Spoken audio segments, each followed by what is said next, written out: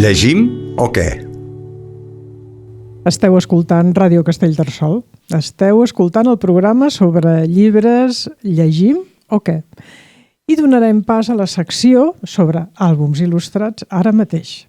Una secció que periòdicament us presentem de la mà de la Montse Torrents, una logopeda molt aficionada a les lletres i fils, que cada vegada que ens porta, ens ensenya i ens comenta algun àlbum de la seva col·lecció, ens quedem ben parats, La tinc al meu costat. Molt bona tarda, Montse Torrents. Bona tarda, Pilar. Com anem? Doncs anem molt bé, molt contenta que estiguis aquí novament. Doncs jo igual. Que bé. Mira, comencem. Ja que, Montse, ho tenim ja tot a punt. Tot anirà bé amb el suport tècnic d'en Dani Autonell i amb en Jim Tersol avui darrere de la càmera de vídeo. El Dani darrere el so. El Jim Tersol amb l'edició del vídeo que a les 9 del vespre ja trobareu penjat al nostre canal de YouTube, el canal de YouTube de Llegim o què? És que a veure, més eficàcia no pot ser, I rapidesa, escolta.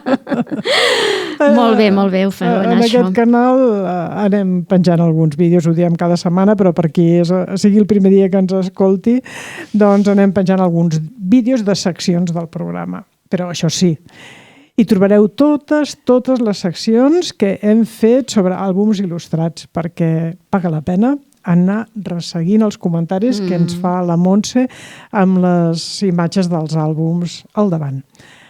Així que, Montse, què ens portes avui? Som-hi? De què parlem? Som-hi. Doncs mira, avui portem un àlbum acabadet de sortir del forn, té un parell de mesos, i ens el van portar molt generosament els reis del programa, que saben molt bé el que ens agrada i van encertar de ple. Molt bé.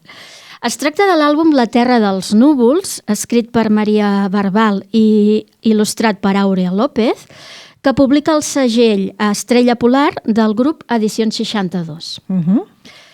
I començarem dient, com sempre, que és un llibre molt bonic i molt especial, també, perquè en aquest cas ens parla de la vida i les aventures d'un personatge ben eteri, pràcticament intangible, podríem dir. Què dius ara? Sí, perquè el Nel, el protagonista del conte, és ni més ni menys que un núvol.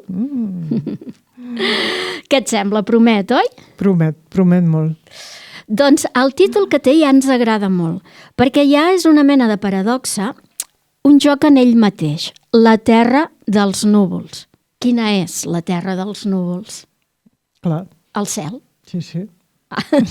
És a dir, el títol ja amb aquest oxímoron, aquest joc d'oposats, ja és ben divertit. I com s'inicia aquesta història, aquest conte? Tu com en començaries un conte, Pilar? Què et ve al cap? Doncs bé, jo Quina sempre... frase...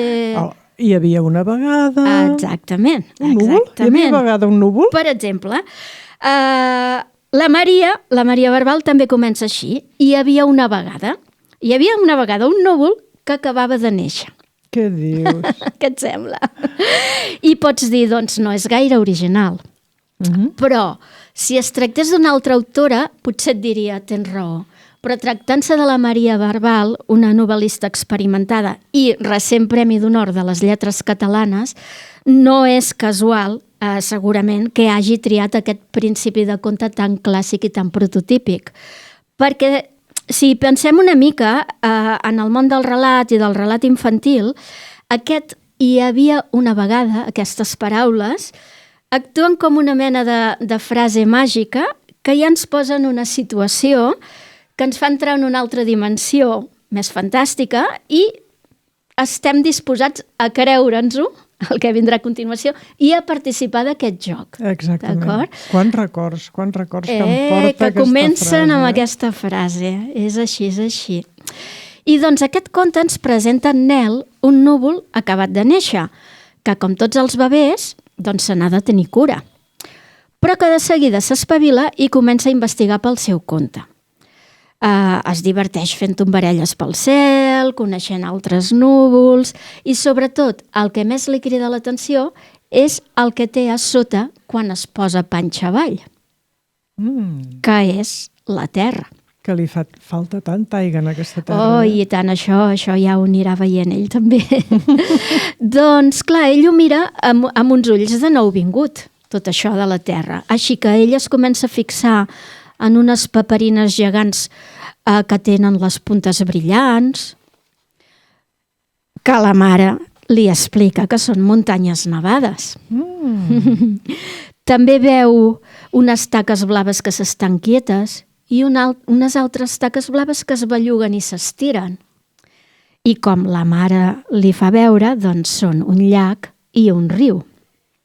I així junts, en Nel i la seva mare van descobrint la terra que tenen a sota, amb els seus prats verds, amb la blavor del mar, els boscos, ocells de plomes i ocells metàl·lics, també. I també gent que són petits com formigues. Que maca la terra vista des de dalt, oi, Pilar? Doncs ho deu ser. Ho és, ho és. Fins i tot un dia en Nel es diverteix molt amb un globus que se li devia escapar en algun nen i li fa pessigolles a la panxa. Una primera infància, doncs, molt divertida, però, com passa amb tots els nens, arriba el moment d'anar a l'escola. L'escola dels núvols, en aquest cas. Els seus papes núvols l'envien a l'escola. Exacte. Allà el Nel podrà conèixer altres núvols jovenets com ell i junts aprendran moltes coses sobre el cel i la terra. Els tipus de núvols, aprendran com fer pluja i com ens agrada als humans quan plou i després surt el sol i l'arc de Sant Martí. En fer-se més gran, el Nel ja començarà un viatge per altres paisatges, farà noves coneixences, viurà noves aventures viatjant per tots els cels. I un dia, al cap del temps, tindrà ganes de tornar als seus orígens per ensenyar als seus propis nuvolets tot el que ell ha pogut aprendre. I fixa't, en aquestes il·lustracions resulta que també tenen llibres a l'escola, aquests núvols. És que hi ha moltes coses a aprendre i molts noms de núvols diferents. Pluvia et Imber. Exacte. Una de les planes dels capítols del llibre dels núvols. Sí. Tenen molt a aprendre com anomenem els humans els núvols, quins fenòmens meteorològics hi ha, com fer la pluja, com fer la pedra. És que, clar, aquí hi ha molta feina a aprendre. Mira, en aquesta plana, els tipus de núvols, cirrus, estratus, cúmulus, etc. Val. Sí. Al mateix temps que ell ho aprèn, nosaltres ho recordem també. Ho repassem. Sí. Doncs, quina història més bonica que ens presenta la Maria Barbal, protagonitzada per aquest petit núvol, el Nel. I què dir de les il·lustracions, ara que ho estàs mirant amb consciència? Mare meva. Les il·lustracions de Laura López són una meravella i trobo que fan un binomi molt bo amb el text, cosa que ja saps que sempre apreciem i celebrem quan es tracta d'un àlbum il·lustrat. Laura és una jove dissenyadora i il·lustradora que té a l'estudi Barcelona i ha posat imatges a aquesta història utilitzant la tècnica de l'aquarel·la, llapis de color i el pincell xinès.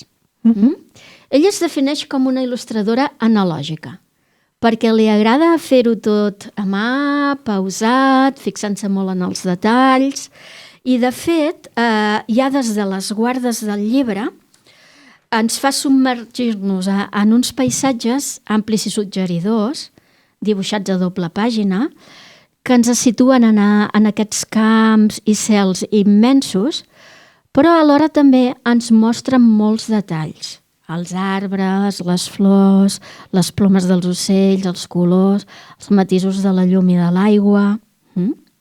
Trobo que Laura té aquesta habilitat per transmetre aquests paisatges amplis i fluïts que captiven, però alhora mostra aquests punts d'ancoratge en els detalls de la vegetació, de les plomes de les aus, els pètals de les flors, tot això que dèiem. I en aquest sentit trobo que Laura fa amb la il·lustració una mica el mateix que la Maria fa amb el text. Vull dir, l'estil narratiu de la Maria és molt clar, molt net, però també molt ric en adjectius i matisos.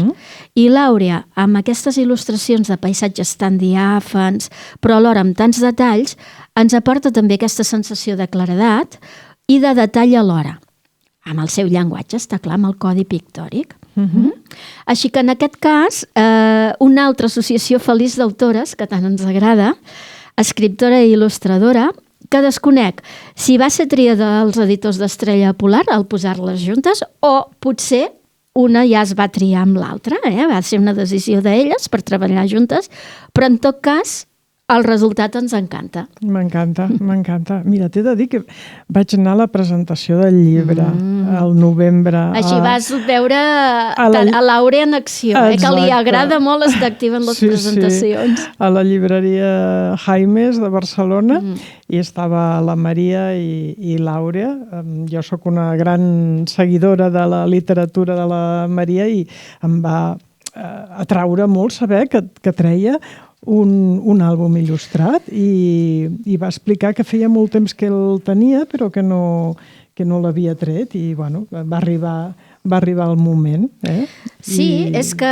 I sí que fan un binomi, és veritat. Exacte, sí. Doncs és que hem de dir que tant per part de la Maria com per part de l'Àurea s'estrenen aquí, perquè, en certa manera, l'Àurea és el primer àlbum il·lustrat que fa. La Maria no és el primer relat que fa, evidentment, però sí que és el primer conte adreçat a un públic infantil. I doncs trobo això, que totes dues han fet una associació molt bona, tant per la història com per la il·lustració. Perquè la tria per part de la Maria dels núvols com a protagonistes a mi em sembla fantàstica per aquesta història adreçada a nens, perquè és un element que tots tenim present, els núvols. Tots hi hem jugat de petits a imaginar formes i ens cauen simpàtics ja d'entrada, no? Així tan tendres, amb aquestes formes tan arrodonides. I jo crec que els lectors hi connectaran de seguida amb aquesta història. Però, al mateix temps, il·lustrar-la penso que no ha estat una feina fàcil. No. Perquè fixa't que tots ens veiem capaç de dibuixar un núvol. Ara, dota'l d'expressivitat, fes personatges diferents i que siguin reconeixibles a mida que van creixent. No és gens fàcil. Així que trobo que l'Àurea ha fet aquí un treball molt aconseguit i que realment els lectors en podran gaudir molt. Sensacional, Mira aquesta plana mateix, amb els dos núvols mig enamorats. Sí, cadascun amb els seus colors. Exacte. Com li dones aquesta expressivitat? I ho aconsegueix. Clar, i els vas coneixent des que són petits fins que es van fent més grans. Has dit una cosa, infantil, però infantil... És infantil. A veure, jo diria que és... Els adults hi disfrutarem. Sí. Bé, jo hi he disfrutat molt, Realment és un àlbum que és un plaer de poder-lo compartir, de llegir-lo acompanyat, i jo el qualificaria per a nens i nenes de totes les edats. Això mateix, sí. Perquè més enllà de aquestes aventures d'en Nel, el llibre també ens transmet uns valors. El valor de l'aprenentatge, d'aquest fer-se gran amb aquest acompanyament inicial dels adults i els mestres que et van guiant i que t'ajuden a descobrir i a interpretar el món que t'envolta. I també, doncs, com en algun moment hem de volar sols, experimentar, arriscar-nos, equivocar-nos. Sí, que fa patir. I finalment, doncs, potser serem nosaltres els que acompanyarem els altres en aquesta descoberta que nosaltres ja hem fet. Molt bonica. Mira. Hi ha ocells de molts tipus, alguns molt reconeguts per nosaltres, altres semblen d'altres països, inclús algun paisatge sembla de terres llunyanes, no? Exacte. Perquè els núvols van d'aquí cap allà. Clar, els núvols i el cel sempre és el mateix, però sí que l'Àurea ha tingut també aquesta habilitat d'anar-nos canviant l'escenari amb detalls, doncs, per exemple, potser hi ha bernats pescaires, en un altre potser hi ha estornells, en un altre hi ha òlibes, també dia i nit. També, doncs, a vegades veiem taulades molt esmolades de gratacels, o cúpules, o caps de palmeres, algunes cigonyes, és a dir, tot aquest paisatge sota del cel doncs, ens va fent aquesta pista d'aquest canvi d'escenari i aquest viatge que els núvols van fent pels cels del món. Que trobem, com en aquestes pàgines, altres núvols. Un núvol d'estornell. Sí. I el Nel es queda bocabadat, diu, què és aquest núvol tan estrany, I amb tanta mobilitat, oi? Sí. Sí, nosaltres mateixos, amb els ulls del Nel, doncs també anem descobrint totes aquestes meravelles que ell sap trobar. I, de fet, aquesta mirada curiosa, encuriosida i tan nova, no? Tan verge d'en Nel, ens convida també com a lectors a apreciar i a valorar la bellesa d'aquesta natura que ens envolta. I com n'és important que entre tots aprenguem a valorar-la i a respectar-la, també. Exacte, i que mira, et venen ganes de mirar el cel després de llegir aquest àlbum, I és una pràctica molt bona, allò de l'atenció plena en el cel, mirar les formes dels núvols també, és una manera de relaxar-nos. Jo crec que ens aboca aspectes que a vegades amb aquesta vida tan trepidant que portem doncs tenim una mica raconats. Sí, en aquest sentit és també com altres àlbums potser que hem vist, transmet aquest moment pausat de contemplar i de valorar tota aquesta natura que ens envolta. És que només amb les guardes del llibre que ha fet l'Àurea, la inicial i la final, amb aquests capvespres, amb aquests colors fúcsies, ataronjats, lilosos, ja és una meravella i a tots ens porta de vegades capvespres que hem vist en els nostres paisatges o en els nostres viatges que tenen aquests colors tan meravellosos. I tant que sí. Genial. Doncs un nou àlbum molt recomanable per a compartir i comentar, en aquest cas, i com dèiem, adreçat a nens i nenes de totes les edats. Perfecte. Montse, gràcies. A vosaltres per voler-ho compartir. Li donem les gràcies i també doncs, a la Maria Barbal, a l'Àurea López per posar-nos a les mans aquest llibre tan fantàstic. Aquesta petita joia, i tant que sí. I a l'editorial que sempre aposta per fer bons treballs. Montse, fins la propera. Ja estic impacient per saber quin nou àlbum. No ens dones cap pista? No us dono cap pista, de moment. Mai ens dona cap pista. No us dono cap pista. Però una pista pels més entesos en la matèria. Un dels llibres de què parlaré, l'autora, la il·lustradora, una de les autores, ha estat professora de l'Àurea. Què dius? Al final tot està lligat, en aquest món. Tot està lligat. O sigui que ja ho veureu, Molt bé, doncs.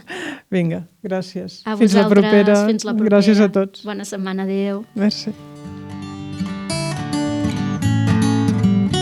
Llegim o què?